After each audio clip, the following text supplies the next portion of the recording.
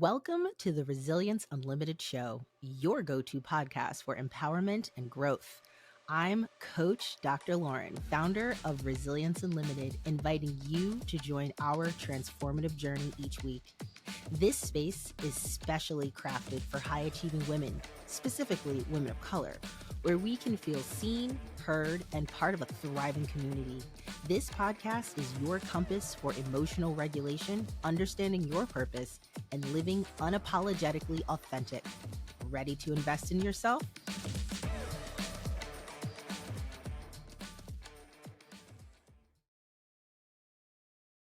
All right. Welcome back to episode 9, You versus You Accountability. So first things first, thank you so much for being here. Thank you for subscribing. If you have not, please be sure to subscribe to the podcast wherever you get podcasts. And also to subscribe to the YouTube channel because I would love your support. I personally feel it's better for you to get to see me, get to know me, get to kind of understand a little bit of how I do things, and really getting that face to face, and I'm using quotes, is probably the best way to really get a sense of who I am. So this episode is dropping in 2024.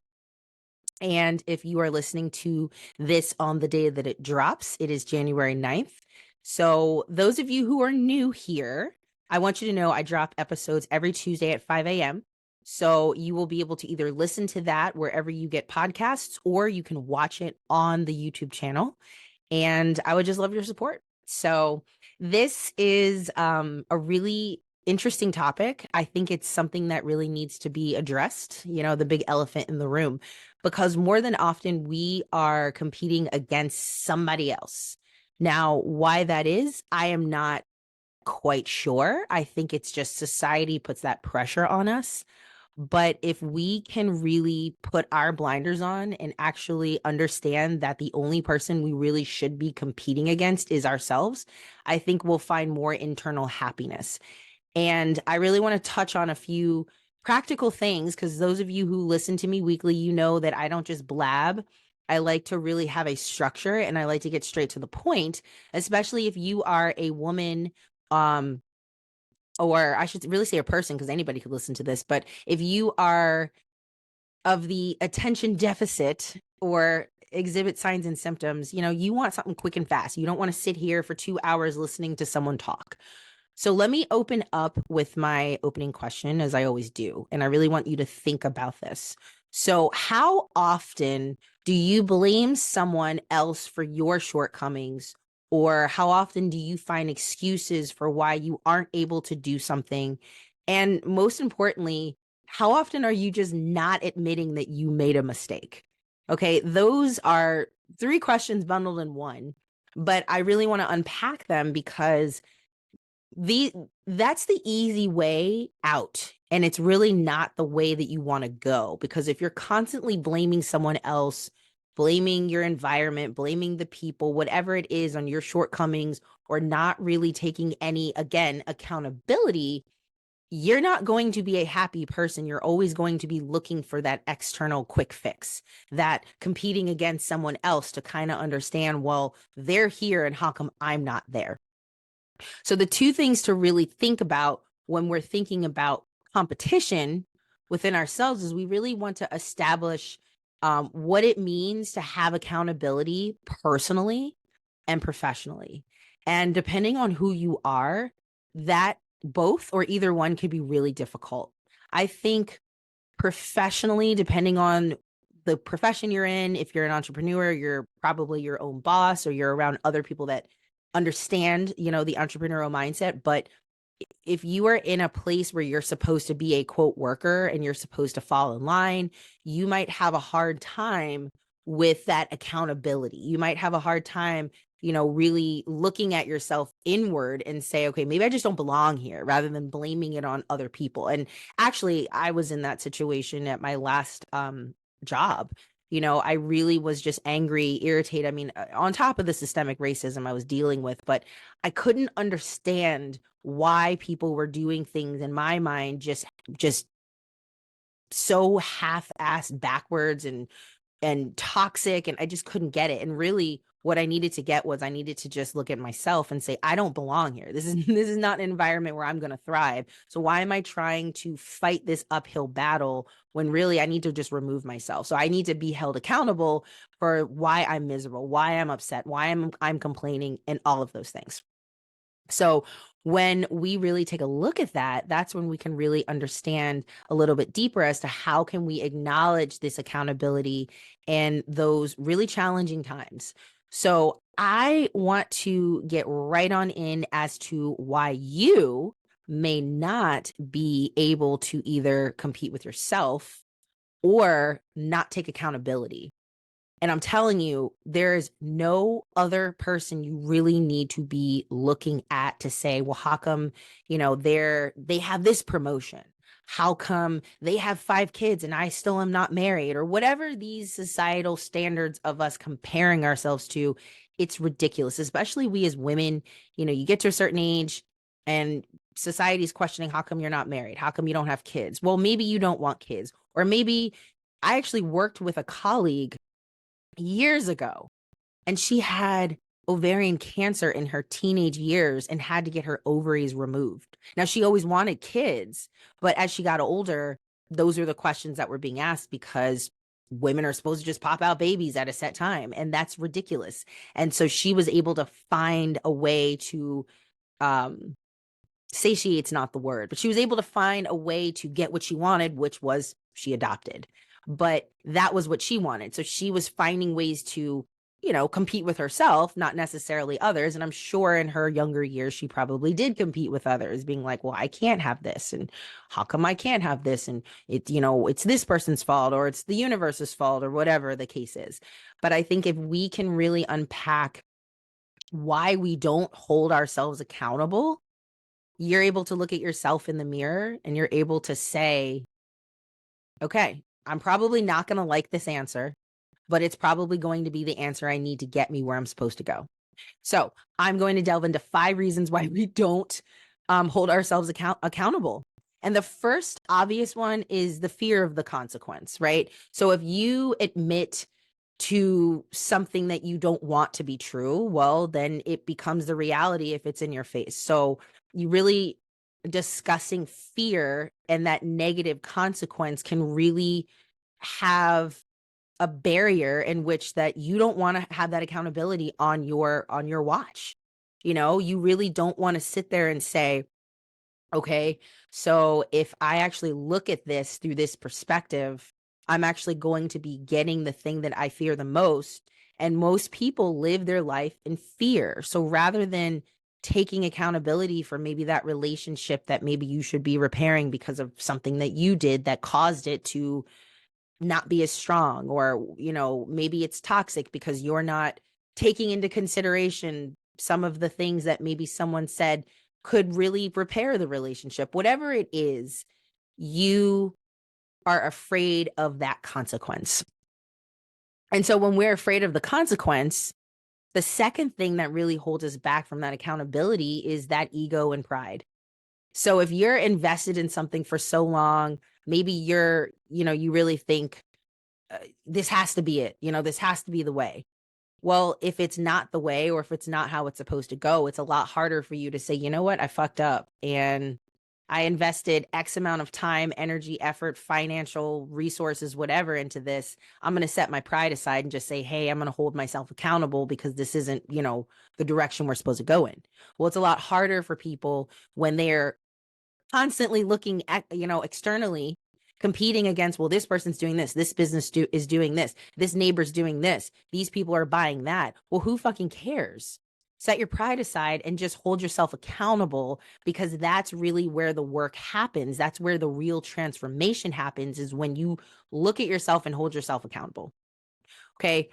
The third thing, which I had in this question that I posed in the beginning of this episode, is externalizing blame. So you might have a tendency of literally, it gets to the point where it's kind of like a pathological liar. The more that you lie, the easier the lie gets, and then it just slips out of your mouth. And it could be something really stupid, like, hey, did you take the trash out? Yeah. Clearly you didn't take the trash out. So why are you easily saying you took the trash out? Well, it's the same thing with externalizing the blame. So if you're constantly going to that as your default, well, it's their fault. It's the economy's fault. It's the fill in the blank political party fault. Whatever it is, it's my parents' fault. It's the teacher's fault. That's just that's deflecting. It's really that psychological mechanism that's easier to deflect and just immediately knee jerk, it's this person's fault, rather than what part and what role did I play and how can I hold myself accountable so I can then, if we were to go back to episode 7, defining our success, if you're defining your success and you know what your core values are and you understand your strengths and you combine all of that together, you can only compete with yourself. You don't even find interest or anything attractive outside of that in terms of, well, they have this and I don't, because who cares? Your definition of success is different from that person's. So when we have no awareness of who we are, where we're going, what our success looks like, of course it's easier to compete with other people. Of course it's easier to have that external blame, but that's not what this is all about. And when we have that constant external pathological blaming, that really leads to my next point, which is that lack of self-awareness. There are so many of us that are walking around without really understanding who we are, what our feelings are, how introspective we can truly be with relationships, with what we really want out of life. What are we training for? So this is something. So I don't know if you all listen to David Goggins. He's, I think, a former retired Navy SEAL. I mean, he's really intense. When I first stumbled upon him, I was a little like, oh gosh, this guy's like really intense. But the more I listened to his motivational talks, and actually one of his books is on my reading list this year, because he is no nonsense. I mean, he is the definition of, he hated who he was. He was severely overweight. He, exhibits so much racism. He had all of the things that would paint the picture of his life being the worst thing ever, and not, he wouldn't amount to anything. But he looked at himself in the mirror and said, I realized at whatever age it was, read his book, no one was going to save me. I had to save myself. And that took self-awareness. And so when you can really look inward and you can really say, I can't keep blaming other people for my shortcomings. I can't keep blaming, this is a standard that moms say, well, I can't do X until my kids are out of the house. Well, I'll get to the gym when, they're done with their soccer season. Whatever it is, we make these excuses, and that's an external blame. No, you need to look at yourself and say, is it really important for me to lose weight? Is it really important for me to build a business while I'm still a parent? I mean, we're always parents, but you know what I mean? And that was something that I had to really stop and say to myself, like, yeah, motherhood is important to me. I love being a mom. It's hard. It's not easy. It's like an extension of being a teacher, except the kids never go away. I could at least say when I was single, okay, go home to your parents. And now I can go home and be a single person and not have to worry about it. But when we are really immersed in motherhood, it is really hard to say, how can I put myself first still? But when you have that awareness, when you know your goals, when you know what you're working towards, when you have that purpose, right? That purpose, that awareness is there. And we then hold ourselves accountable. And it makes it easier when it's a part of your routine, right? And the next one I want to talk about is that perceived threat to relationships. So this could be in a variety of different things. So maybe, it could be in your marriage. Maybe it could be with a best friend. Maybe it could be with a partnership at work. So there could be a perceived threat to the relationship as to why you don't want to hold yourself accountable. And that could look different in so many different capacities. But, this could also manifest in maybe jealousy. Maybe, there's something that's happening outside of your relationship. And maybe, take the standard example of why someone cheats. It's so easy for that girlfriend to go to her other girlfriend and be like, my husband cheated, and I'm over here making meals and tending to the kid. Well, people don't go elsewhere for something if they're getting their needs met. And I don't just mean sexual needs. I mean, like, maybe there is a part of you that isn't really listening to your partner's needs and goals or their dreams and hopes and dreams, whatever it is. You have to stop and look at yourself. As a matter of fact, I had to do that with my relationship with my husband. He loves soccer. That's his thing. And I could give a shit. I really don't care. And at some point in our relationship, he really wanted to train for this adult league and play overseas. And, it was serious. And I was not supportive. I mean, I was literally, I think I was pissed. I was pissed that he found time out of his busy working day, being a parent, all this stuff, to work out, have camaraderie with these team members. And I'm over here scrapping at the bottom of the barrel, pissed off that I feel like I don't have any me time because he's over here finding me time every single damn day. So I had nothing positive to say when he wanted to talk about soccer. I would just be like, oh, well, maybe if you didn't do this, you could be more engaged, or maybe we could have personal time. Whatever it was a perceived threat to the relationship. I was pissed. He found something that made him happy, something that was giving him joy, and I'm over here being just a negative Nancy, pissed off because I wasn't holding myself accountable to carve out time for me. And I had to really look at myself and say, I can't keep, pouring well, that's actually not pouring gasoline on the fire. That's more like putting out the fire.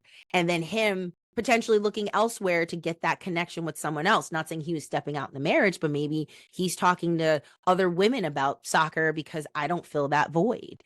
And I think I really had to, you versus you, hold myself accountable for that. So think about whatever that perceived threat is in that relationship, whatever that might be, and take a look at how you're impacting that relationship. The last one here, and this one could be an episode within itself, is cultural or organizational influences. Now, as a Black woman, I'm definitely going to touch on the racism.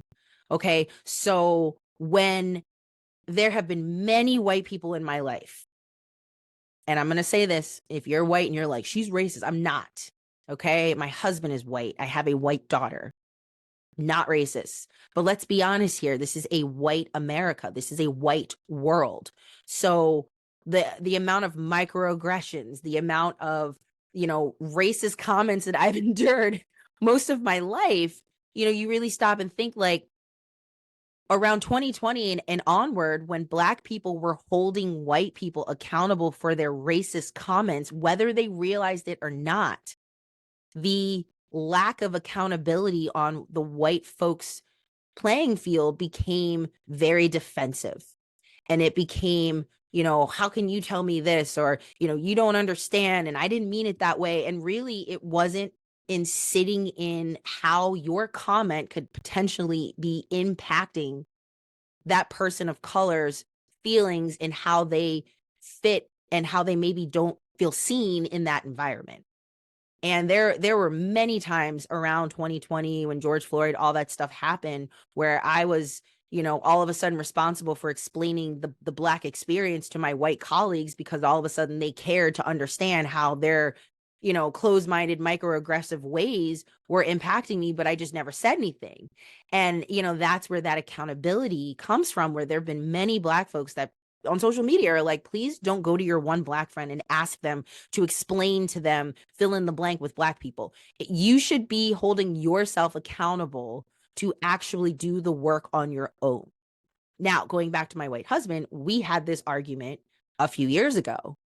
And knowing that we have a biracial daughter, I said, you need to do the work as a white male with a Black daughter to understand where your vantage point is and how that impacts our marriage, how that impacts our relationship, how that impacts you parenting a Black child. And, there was a lot of the white fragility at first, but having him hold himself accountable, read books on his own, share things that aren't, quote, homework I gave him. That allowed me to say, okay, he held himself accountable. He was competing against himself to say, I need to do better because I'm in an interracial marriage and I have to do the legwork. And I don't want my wife to feel like I'm just this white guy out here not understanding her lived experience. So cultural and organizational influences, again, this could be its own episode, but that definitely is something that is really difficult for many people, many parties, many cultures outside of their own to really hold themselves accountable for potentially some of the hurtful things that might be impacting a situation. Now, if we can look within, that's where the happiness really is. So I can't stress enough. This episode was very short, very jam packed. I did talk very fast, but I was very passionate about the topic. If you can look within yourself, if you can understand your purpose, your goals, your success, all you need to do is compete against you. As a matter of fact, those of you basketball fans out there and you understand and follow Michael Jordan's journey, The Last Dance is really good, by the way. I loved it. But what made him so extraordinary was he only competed against himself. He didn't care about any of the other teammates, players, whatever. He wanted to wake up and just be excellent every single day. And that requires a lot of introspection. That requires a lot of, what did I do yesterday that I could do better today? So keep that in mind. Now, as we are wrapping up this episode, again, I would love your support. If you could subscribe to the YouTube channel, if you could subscribe wherever you listen to podcasts. If this content resonates with you, if you're new, please share it with people. I'm really on a mission to just impact as many women of color as possible. I'm finally sharing my story. I'm finally talking freely about things that I never really, I thought was taboo. I was uncomfortable. But you know what? Authenticity is my number one core value. And I only want that in this space because this is my platform to share. And I know it will resonate with other people out there. If you are interested in coaching, if you are interested in working with me, I would love to meet you, hop on a discovery call, get to understand a little bit about you, your journey, your experiences, and how we can really work together to reach your desired outcome. Because meeting people and really getting to know them on a very personal level is actually my number one strength in Clifton Strength Finders.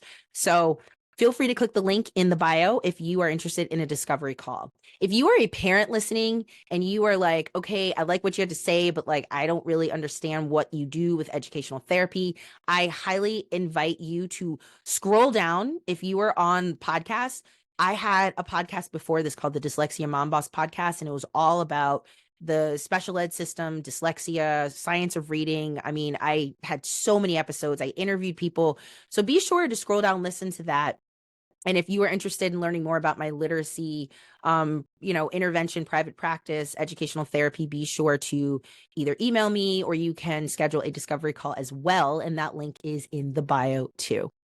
I also want to let all Black professional women with ADHD or signs and symptoms of ADHD know that I have created a Serenity Suite. And this is a $17 bundle pack of 5 different workbooks and things to help you assess your emotional regulation, your digital detox, really helping you understand how to recover from burnout. And I created these with love because these are experiences that I've gone through. So if that really piques your interest, it's just $17. I really want to make it affordable. I really want you to have these resources. Be sure to click that link in the bio. So thank you so much for being here, and reach out to me on Instagram. I'm at the Dr. Lauren or the Resilience Unlimited Show. And I look forward to speaking with you all next week. Thank you for joining us this week on the Resilience Unlimited Show. Be sure to hit subscribe wherever you get your podcasts. Subscribe on our YouTube channel and follow us on social media. See you next week, divas. And don't forget, stay resilient.